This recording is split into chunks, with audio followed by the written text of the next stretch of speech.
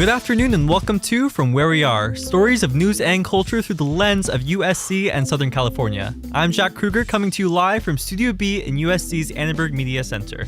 And I'm Hunter Denyu, filling in for Cheyenne Dixon. It's Monday, November 27th, 2023. Today is Cyber Monday. Hunter, are there any deals on technology that you're hoping to score? You know, the new Spider-Man video game is something that I've been looking forward to for about 2 years now. But with finals coming up, I'm going to have to push that off. I love your work ethic. All right, on today's show, the Grad Student Union has reached a new tentative agreement with USC. Israel and Palestine have extended their truce. And a local veterinarian sets out to help animals of Skid Row. All that and more from where we are.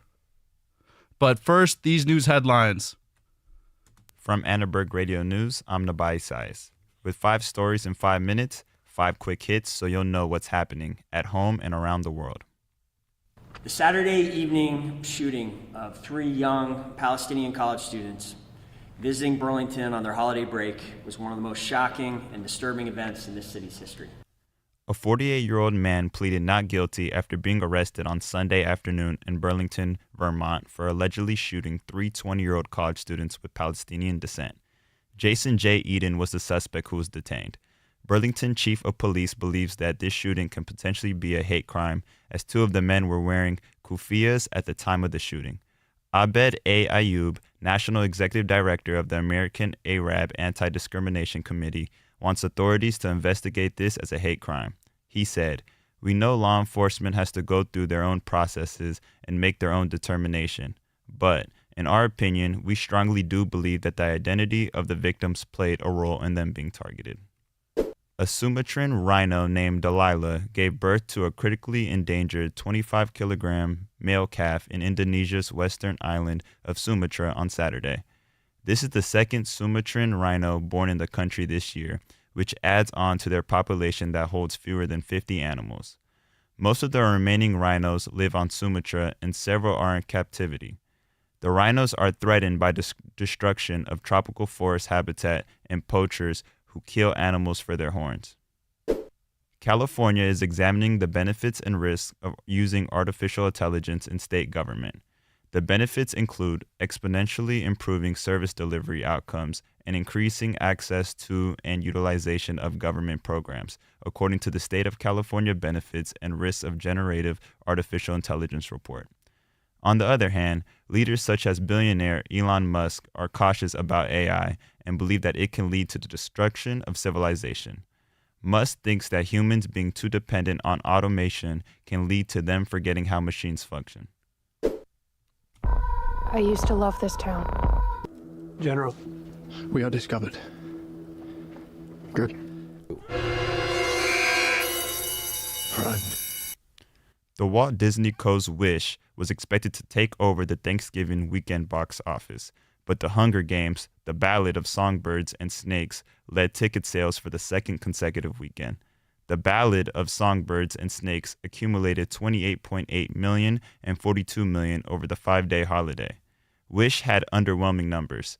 It accumulated 31.7 million over 5 days and 19.5 million Friday through Sunday. Is everybody here? Everybody present? Mr. Sharp is coming in. All right, well, okay, I'm worried about him right now, okay? But, all right.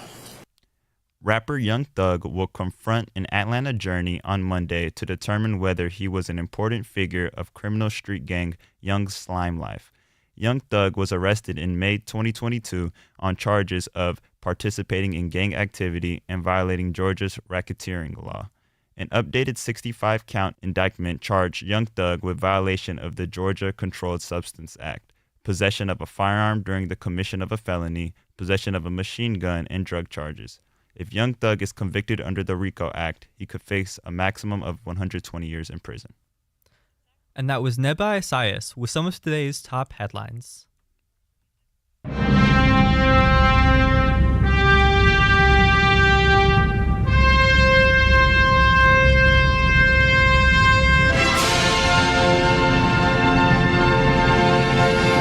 USC administration administration conceded to wage gains and workplace protections for graduate student workers in an agreement made last night.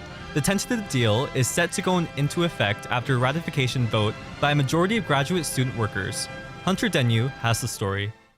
The USC administration reached a tentative agreement with the Graduate Student Workers Union less than 36 hours before the strike deadline late last night, conceding to wage gains and workplace protections.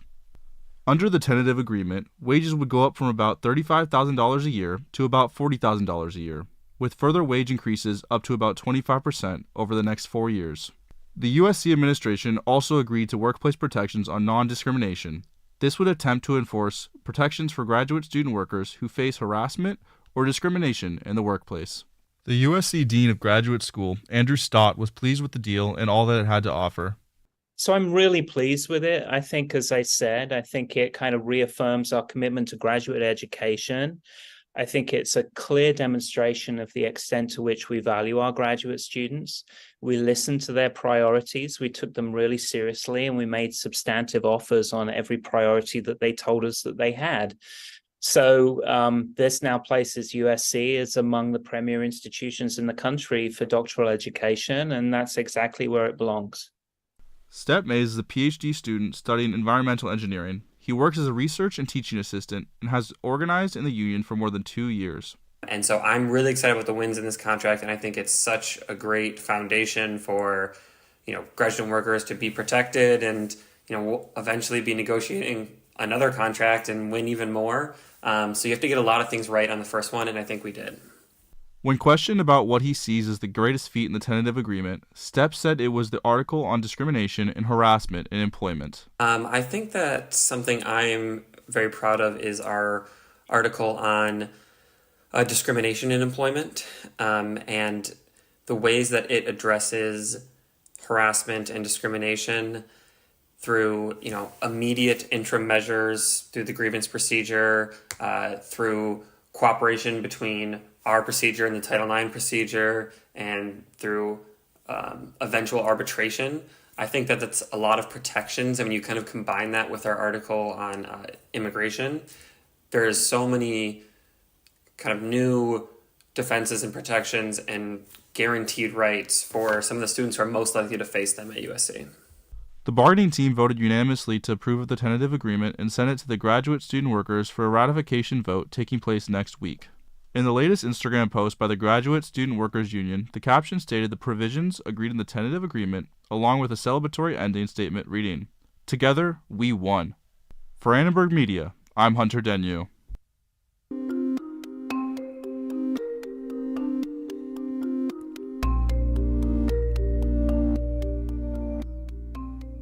The initial 4-day ceasefire and hostage exchange between Hamas and Israel has now been extended by 2 days. Aditya Tiag has the story.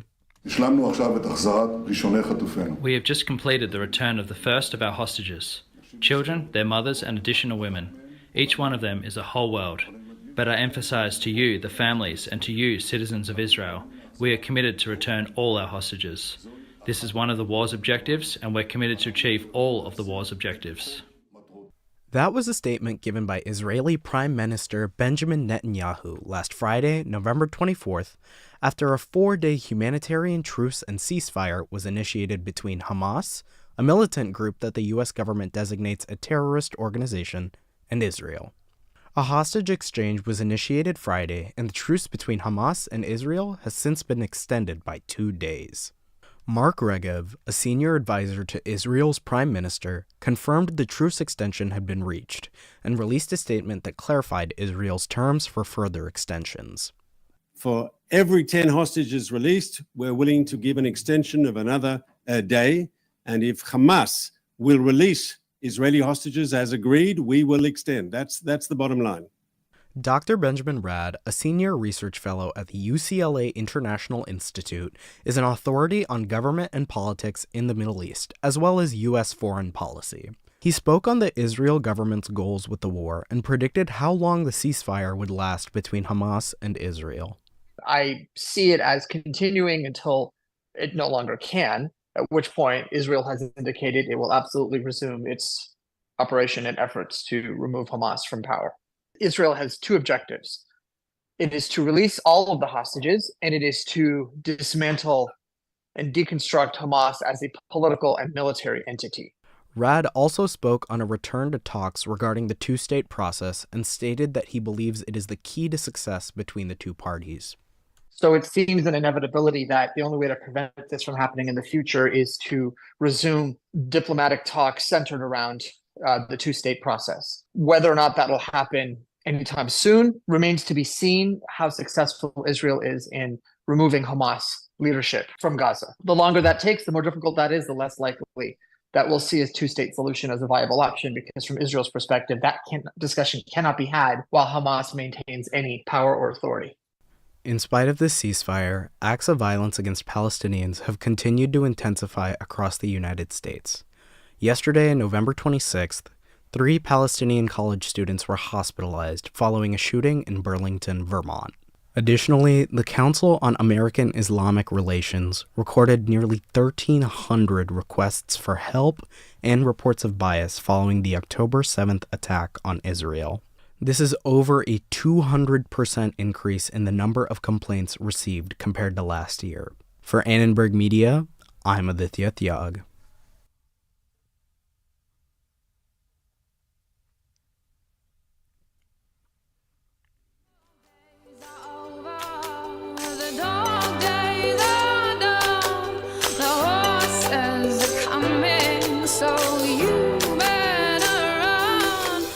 A veterinarian set out to help the animals of Skid Row through a food pantry. Aptly named the Dog Food Pantry, it allows pet owners from the unhoused community to get free food for their animal companions. Dominic Varela has the story. The Dog Food Pantry was organized by Dr. Quan Stewart, an LA-based veterinarian who has assisted the pets of Skid Row for over 12 years. In that moment, and in these moments, I've discovered there's a connection between myself and the other human through this animal. Known as the Street Vet throughout California, Stewart's TikTok profile has amassed over 200,000 followers and documents his journey healing unhoused dogs and cats. Stewart organized the pantry after noticing that pets along Skid Row often fail to meet nutritional standards. While other services occasionally provide pet food, dogs are often relegated to finding sustenance on the streets. Stewart launched the nonprofit Project Street Vet in collaboration with Fetch Pet Insurance in 2022. Through the program, 101 Donations, Fetch Pet will match donations up to $101,000 to aid the nonprofit's efforts along Skid Row. In a TikTok, Stewart spoke on his motivation for aiding unhoused owners and pets in need. It doesn't matter what your situation is or what your background or past is. I see a pet in need, and I see a person who cares for them dearly, who just needs some help. For those interested in visiting, you can find the Pet Food Pantry at the Skid Row Community Refresh Spot in downtown Los Angeles. For Annenberg Media, I'm Dominic Varela. Take me out to the ball game. Take me out with the crowd. Buy me some. All we hear is Radio Gaga, Radio Goo Goo, Radio Gaga. All we hear is. With today being the final show for Annenberg Radio, the media journalists have some parting sentiment to share. Our executive producer, Jordan Paul Slater, and daily producer, Zifai Zhang, have more. After 6 news-packed weeks, the time has come to send up our multimedia journalists who've been a part of every facet of the show. Let's hear about their favorite part working for Annenberg Radio News. I have to say voicing.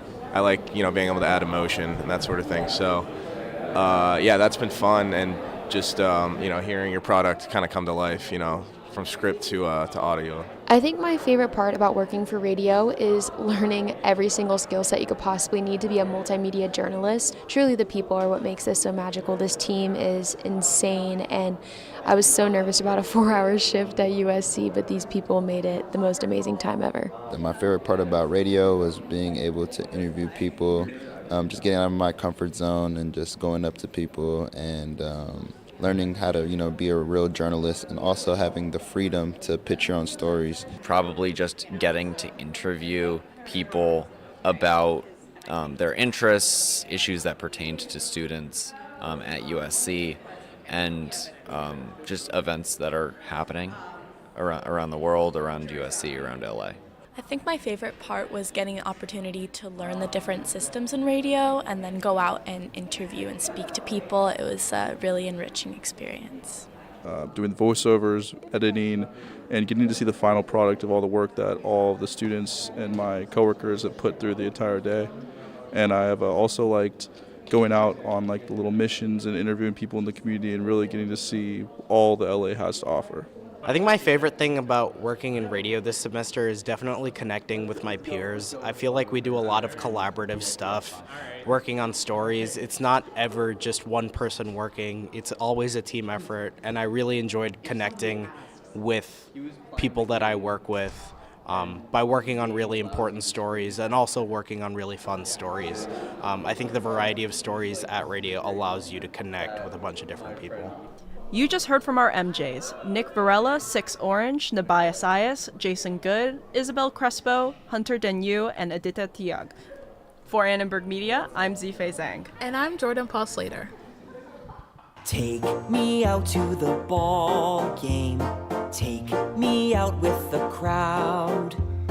Buy me some peanuts and Today, crab. we welcome USC Annenberg student and baseball fanatic Jack Smith to discuss superstar Shohei Ohtani's impending free agency that will shake the baseball league for years to come. So first of all, we want to thank you for joining us. Thank you for coming out. Of course, thank you guys for having me. Okay, so first off, obviously any baseball team would be lucky to have Ohtani. Do you have any predictions for which team he decides to join? Rumor is that he wants to stay on the West Coast, of course, being with the Angels, so that obviously talks about teams like the Padres, the Dodgers, the Giants. There are some of those East Coast teams that will be bidding for him that have a lot of money. You're talking about the Yankees, the Red Sox, and the Mets. So I would say probably one of those 6 teams, but there's also dark horses in there, like the Rangers, who just won the World Series. Yeah, I just did see the Rangers. Have you seen anything about the Mariners? I saw a connection with that. I don't know if that was in the works or anything like that. So the All-Star game was in Seattle, and Seattle fans started chanting, saying, "We want Ohtani." But the recent rumor is, at least the word around baseball insiders, is that it doesn't seem like Ohtani is in the plans for the Mariners, especially because they don't really spend that kind of money all that often, and it's going to take a lot of money to get Ohtani. Bouncing off that, if you see Ohtani come into LA, could you see a guy like Yamamoto joining him? Because Yamamoto was just seen in Staples last week. I mean, it'd be a great pairing. We have the money. I think we're 16th in payroll. What do you think about that? It's definitely possible. Yamamoto, of course, also coming over from Japan, says he wants to play with other Japanese players. There is no better one in the league than Shohei Ohtani, so it's definitely possible. That would be a huge package deal for the Dodgers because those might be the 2 best free agents on the market. Yes, what do you think Ohtani's really looking for? Is it like money? Is it a budget type of thing? Or do you think, the team's reputation? I think the money's going to come. No matter where he signed, it's going to be an ungodly amount of money, and this is a guy that has shown throughout his career that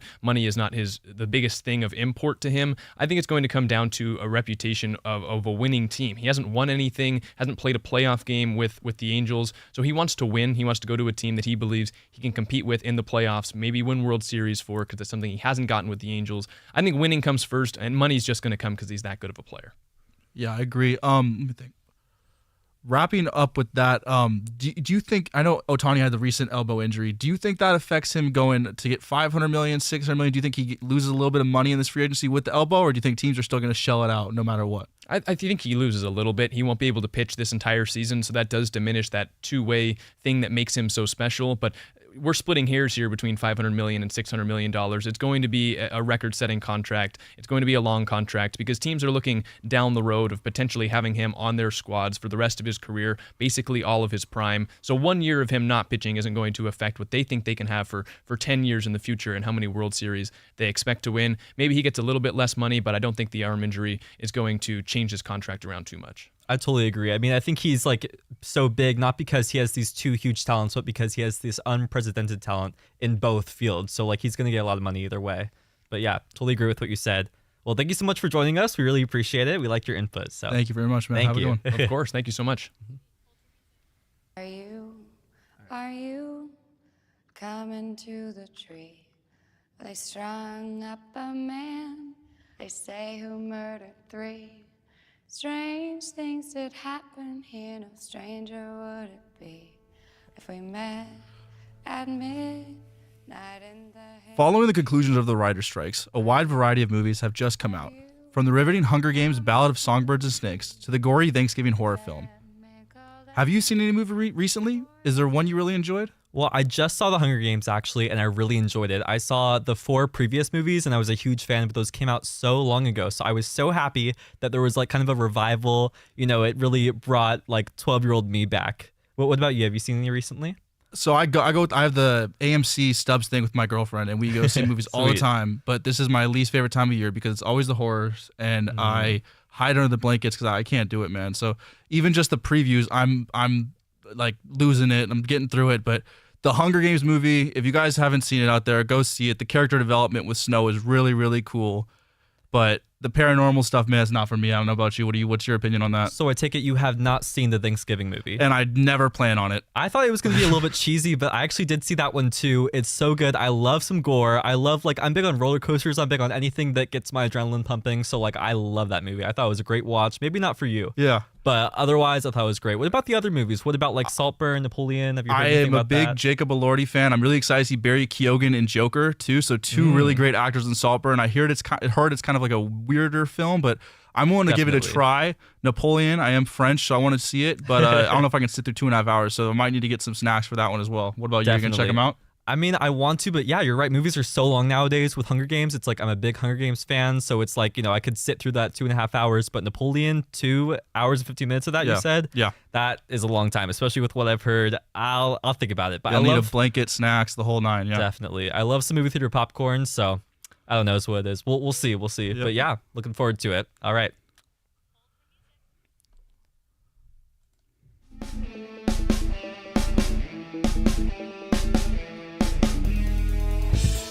And that's all we have time for on today's From Where We Are. Jordan Paul Slater and Zifei Zhang produced today's show. Thank you to our multimedia journalist team, Ariel Chang, Isabel Crespo, Jason Good, and 6 Orange. AC Schick runs our soundboard, Cooper Brown is our live stream manager, and Jarek Runfro composed our theme music. Catch us live on YouTube at Annenberg Radio News, Monday through Thursday at 5 p.m. Subscribe to From Where We Are on whatever channel you're listening to right now. Finally, don't forget to follow us on Instagram at Annenberg Radio. I'm Hunter Denyu. And I'm Jack Kruger. From all of us at Annenberg Radio, wherever you are, we thank you for joining us this semester for Team Mondays. From where we are.